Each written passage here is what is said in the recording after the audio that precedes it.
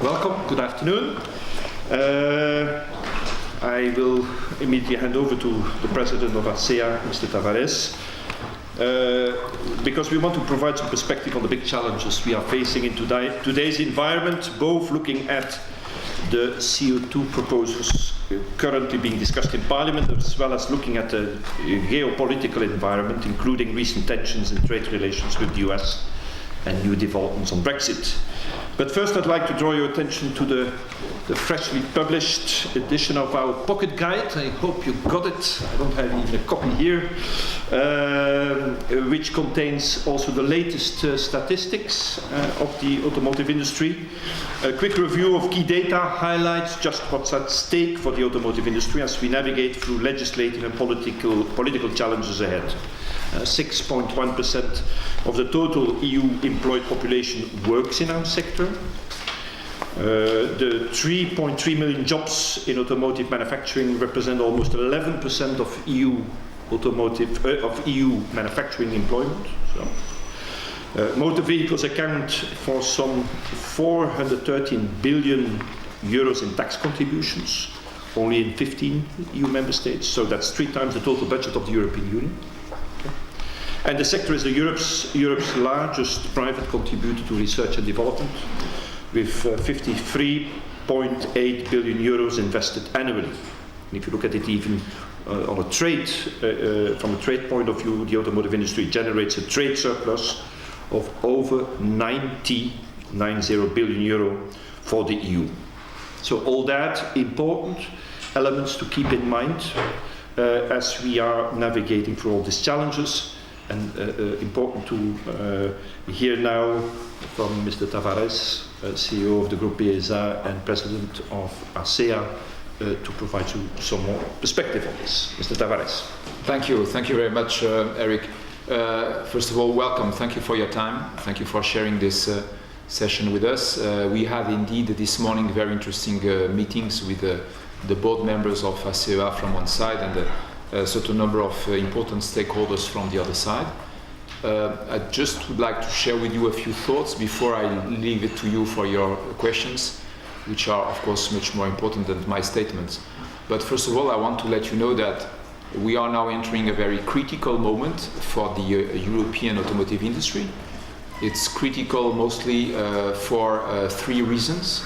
The first one is of course the way we move to sustainable mobility in terms of electrification of our products.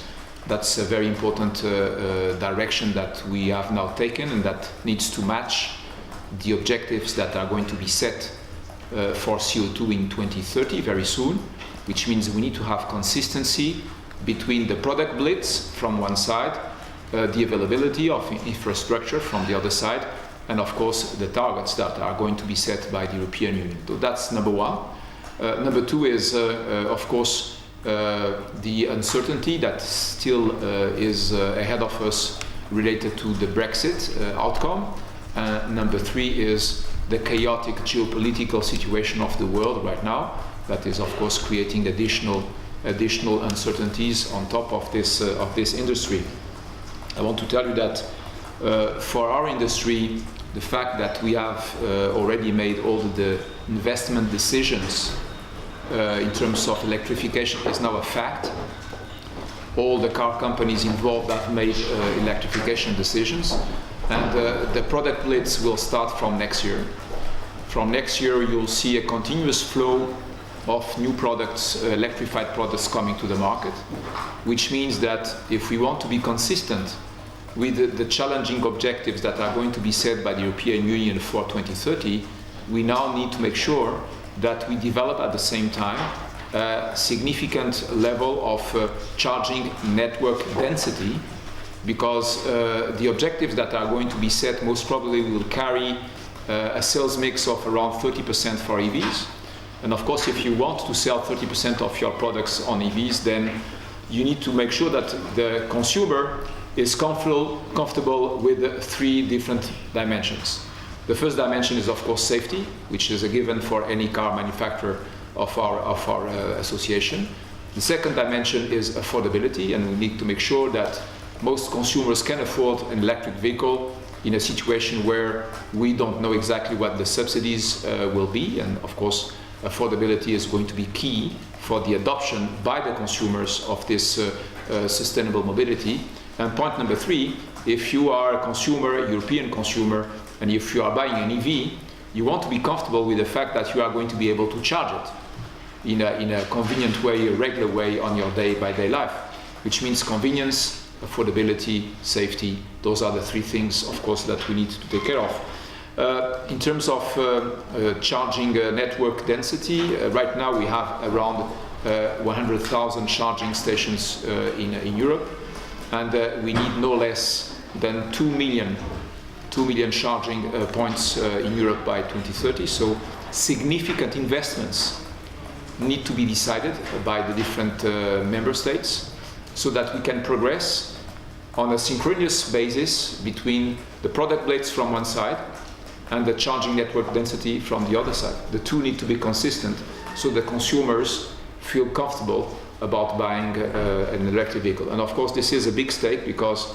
huge investments have been made, and we cannot consider that it is realistic to have such a high level of investment and availability of products from one side, and from the other side having customers who don't feel comfortable in buying EVs because they don't get the appropriate subsidies, or because they don't see a sufficient level of charging network density from their side in terms of perception of what that would mean in terms of convenience for them. So those are some of the topics. I have many more, but I prefer to stop here because the most important thing is to listen to your questions and give you the answers you are looking for. Thank you. Okay, so just before we open for your questions, just a reminder that Mr. Tavares is here speaking today in his capacity as president of ACEA, so on behalf of the EU industry as a whole. So we won't be taking company-specific questions. Could you just say your name and media outlet, please? Philip? So Philip Williams from Reuters. You mentioned the, I think you said, chaotic geopolitical situation. Are you exclusively referring to kind of tariffs? And you're obviously aware that this Section 232 investigation has been launched in the United States related to cars. We also don't know the outcome of that, and it could be some months ahead, but maybe you can just give us a feeling for what the impact would or might be if it was comparable to the measures taken with respect to steel. Well, of course, the impact is potentially huge, and we don't want to speculate on what the conclusions will be. Of course, we consider that automobiles made in Europe do not represent a risk for any country in the world, and certainly not a security risk for any country in the world. We believe that free and fair trade is the best for our planet. So we don't anticipate that that would be a big issue, but we consider that it's part of the geopolitical tensions that are now being created. And of course, to face this kind of situation in the world, we certainly need a very strong European Union. And this is something that, of course, is also an opportunity for us to learn how helpful and how important it is to have a strong European Union when we are facing this kind of tensions.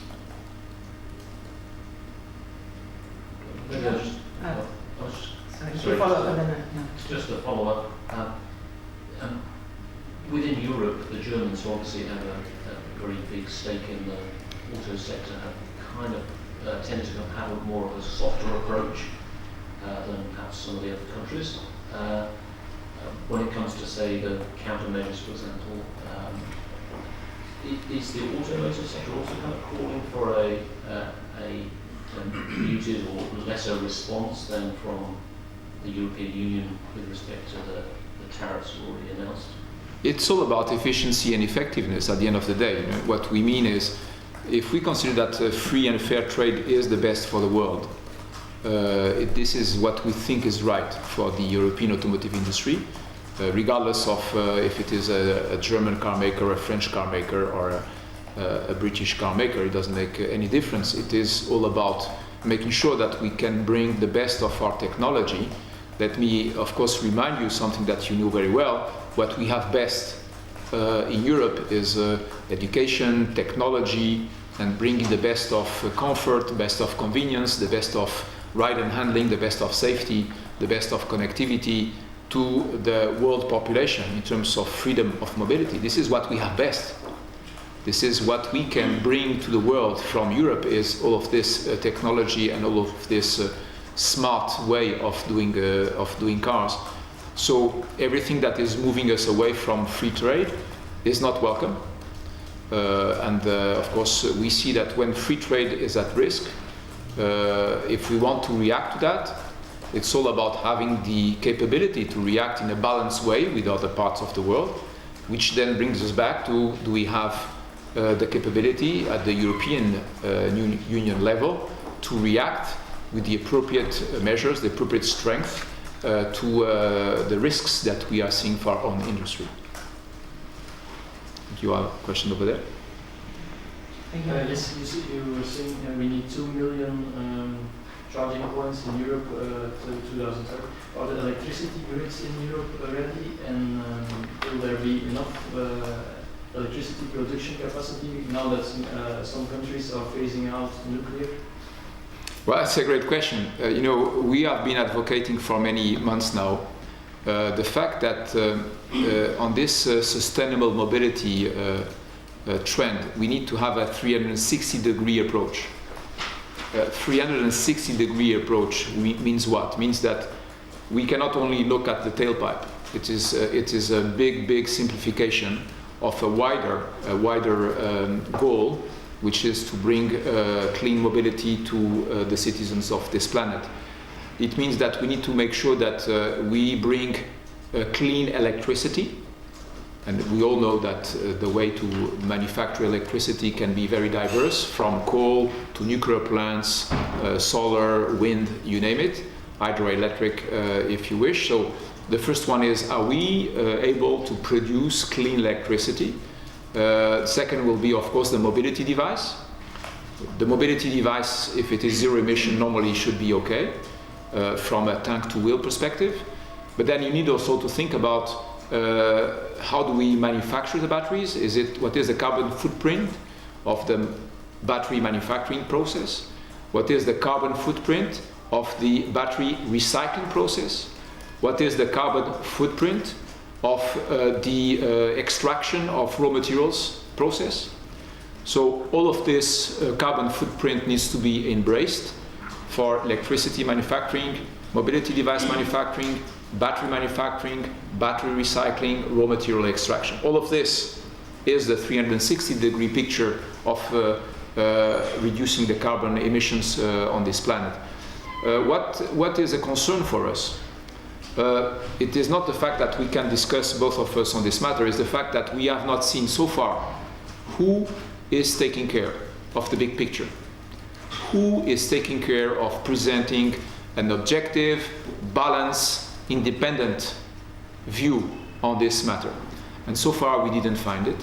Perhaps it exists, but we did not find it. And I think this is a major problem for our society, because we would not like that our children or our grandchildren in 20 or 30 years discover that we would be in the same situation as the one we have today on diesel, because then that would mean that we would have taken the wrong decision. And let's not forget that our industry now is not anymore facing a technology-neutral regulation. We are not in a technology-neutral regulation landscape. We are in a process where regulators have told us that we need to go electric, which is fine with us. We have made all the decisions to make it happen. But the scientific responsibility of selecting electrification is taken by the states and by the governments, not by the car makers, based on the events that of course you know very well. So that's where we are. We have been instructed to go electric. That's fine. We have made investments. The product list is going to start from next year.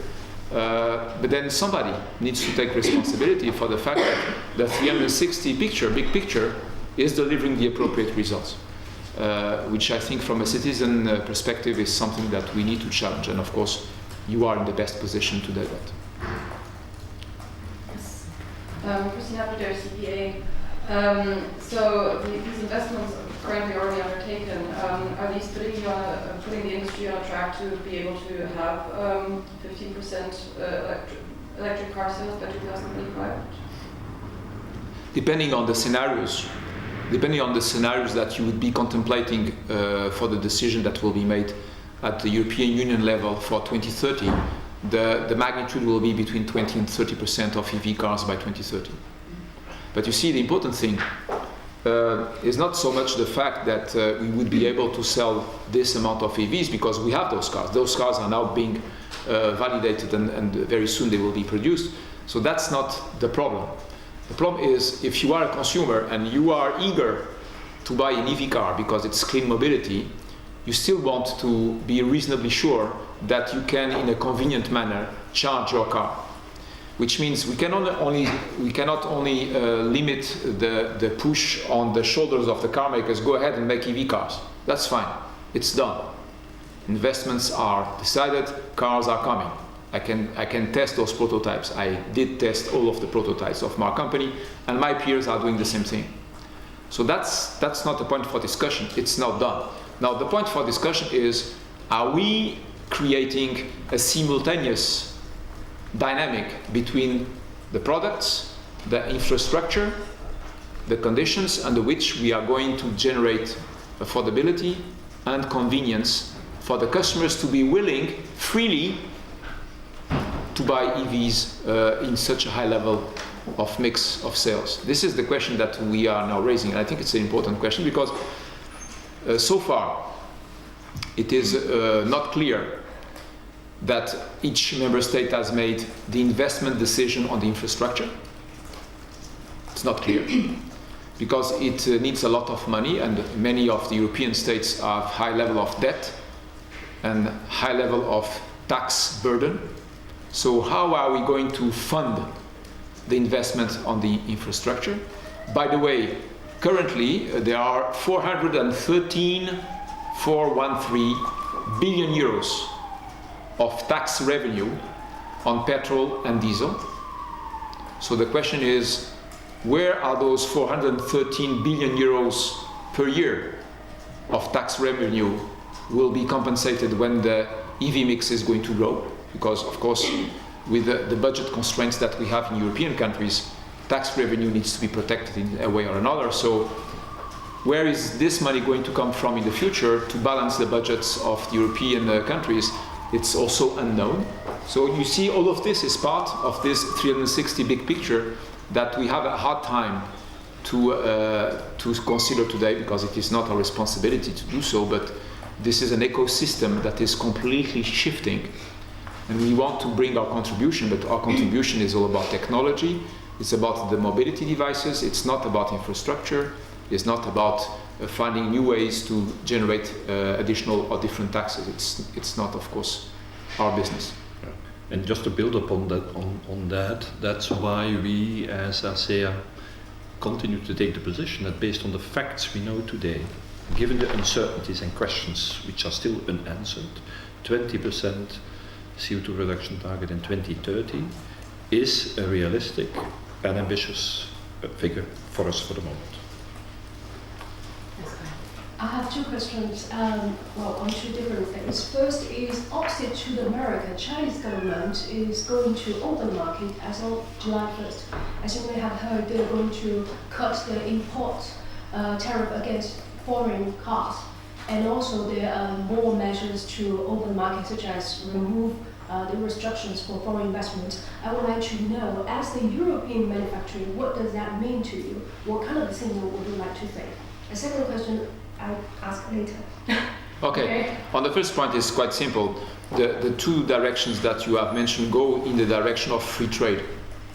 So we appreciate it. We think it's going the right direction. As you know well, without speculating, those two decisions are the right ones to create a fair and open trade around the world, which create wealth and good things for the populations. At the same time, we need to make sure that we go to the end of this process, and that at the end that the companies and the foreign companies can operate in a free way without other constraints in terms of approval of this or approval of that. I mean, you know it better than I do. But if it is the beginning of this process, we applaud. I mean, it makes total sense for us, and it's good for the European car manufacturers, because we can bring more technology and more safety and more comfort, more convenient, more connectivity to the Chinese consumer, which is, of course, what we are here to do. Second question is about climate. Because last year the Chinese government didn't sign the bilateral agreement with the European Commission, but this year in Beijing next month, during their summit, they are likely to sign such a deal on climate change. So I think for automobile, you are a very important big player in fighting climate actions. So I would like to know if they reach such a deal, what will it mean to your industry? Do you see it a very positive signal, or? It's a great point. You see, one of the things that should not trigger any misunderstanding is the fact that the European car makers have already decided to go full speed on electrification. So for us, it's not a matter of discussion anymore. Of course, we want to be generating as much sustainable and clean mobility as possible, because we know that what we want to promote is our skills in terms of technology and mastering what the engineering of a car means. So we feel great about it, and we move forward and at the highest possible speed on electrification. So this is not at all a matter for discussion. What is a matter for discussion currently at the European Union level is what is the target that we set for 2030 in order to go as fast as we can to full electrification, but at the same time being able to manage all the transformations that we have to implement in our own company, because of course we have many plants, many investments already existing. So at which speed can we change and modify our company? And at the same time, if we want to protect the fact that our companies will continue to invest and develop new technology, we need to make sure that EV products will be profitable, which means that customers will like to buy them. And if customers don't see the charging network infrastructure, I'm not sure that they will be eager to buy an EV, because they will think that it's very difficult to charge. So it is in our best interest, not only for the planet, but also for the sustainability of our companies, to make sure that, yes, people want to buy EVs, because the product is great, and it is. I have tested all the products. They are great in acceleration, they are great in takeoff, they are great in NVH, in comfort. All of this, from a product perspective, it's absolutely outstanding. But then people need to feel comfortably about buying an EV, knowing that they can charge it. So we want to make sure that after we were a little bit pushed on the back to go in this direction, that the member states take responsibility for investing the charging network infrastructure up to a point where there is no anxiety in the mind of the consumers, which is something that needs to be demonstrated. As I told you, currently we have 100,000 charging stations in Europe. We need 2 million by 2030. That's a lot of charging stations. You mentioned batteries, both in terms of recycling raw materials and access to it, and the Commission has acknowledged that Europe is on the back foot in batteries and has started with this alliance. What do you think of that initiative, and what more do you think needs to be done? Well, your wording is perfect. It is indeed the back foot. The point is that this is an excellent initiative, frankly. It is very, very good initiative, and we at the ACEA, we totally support the initiative to create a European battery champion to source batteries for Europe. We think it makes total sense from a business standpoint, also from a competitiveness of the European Union standpoint vis-à-vis the rest of the world. So we deeply support that. Now, what we would like to avoid is any announcement buzz that would not deliver on the expectations, as you know well, right? The point is not about saying, well, we want an automotive battery supplier champion in Europe. Fantastic, let's make it happen. So the question is, as we all support that, all the car makers, German, French, Italian, you name it, all of them support it. We just want to make sure that we don't get stuck in bureaucracies, in delays, in useless discussions, and making sure that everybody agrees at the end of the day. So let's get the job done. I think it makes total sense. By the way, battery manufacturing represents 40% of the added value of an automobile. And as you said, because we were a little bit long to react at the European level, now if we start working on this, it's going to be for the second generation of batteries, not the first generation. So we need to catch up with the rest of the world, not to say with Asia on this matter. So we need to move fast and strong on that matter, but we totally support. And what do we need to do? Is it money, is it investment, is it targeting? What does the EU need to do to actually see some action? I think you have different dimensions. One, of course, is to promote the appropriate funding, because it's a capital-intensive industry to manufacture batteries.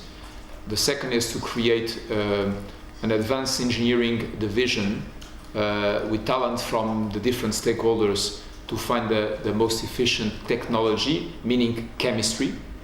That's where chemistry for the cells, that's where the key point is. And then making sure that this project is run like a company. I mean, we need to find a way where you give this development to somebody who is acting as an industrialist. Acting as an industrialist, that's what is the best summary. Thank you. Erik with Wall Street Journal. The NAFTA talks have come to a standstill, and parties seem to be very far from an agreement. How concerned is ACEA about this development, and how is it affecting your members' production and growth plans? And also, if I may tag on to that, the new 232 investigation into car imports to the US. How much business is at stake, and are ACEA members already adjusting and drawing up Plan B to sort of move facilities there, or would this risk US investment by European car makers? What would be the Well, first, I believe that, and we believe at ACEA, that creating tariff barriers, it's not helpful. It's not helpful on both sides of the barrier. It's not helpful for those who want to export. It's not helpful for those who want to enjoy the best possible technology, including products that are manufactured in the markets where they are sold at the end of the day. So we don't believe that this is the best way to create a better world. And of course, if we don't go in that direction, we'll have to adapt, which is something that our corporations know how to do, but it will have a penalty for the wealth creation of all of our companies. Let's just keep in mind that European automobile manufacturers are exporting 5.9 million cars. That represents 90 billion euros of trade surplus, which is significant. So we don't see, we think that tariff barriers will trigger tariff barriers, which will trigger tariff barriers, and so what? At the end of the day, should we put tariff barriers around the city where you live, around the neighborhood where you live, around the building where you live? What's next? Where do we go with tariff barriers? So we believe it's not helpful, and we